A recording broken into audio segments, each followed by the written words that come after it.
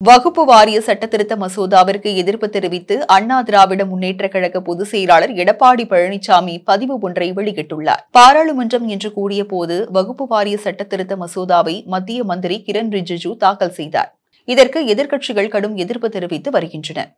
இது தொடர்பாக எதிர்க்கட்சித் தலைவர் எடப்பாடி பழனிசாமி பதிவொன்றில் இவ்வாறு குறிப்பிட்டுள்ளார். வகுப்பு சட்டத்தில் மத்திய அரசு கொண்டு வந்துள்ள திருத்தங்கள் சிறுபான்மை முஸ்லிம் சமூகத்தினரின் உரிமைகளை பறித்து மத சுதந்திரத்தை மறுக்கும் வகையில் உள்ளது. முஸ்லிம்களின் நலனுக்காக முஸ்லிம்களால் அர்ப்பணிக்கப்பட்ட சொத்துக்களை அவர்களிடமிருந்து பறித்து அரசு நிர்வகிக்க நினைப்பது தவறானது. அது மட்டுமின்றி வகுப்பு வாரியத்தில் முஸ்லிம் அல்லாதவர்களையும் அதனை நிர்வகிக்க ஒப்புதல் அளிக்கும் திருத்தம் ஏற்புடையதானதல்ல.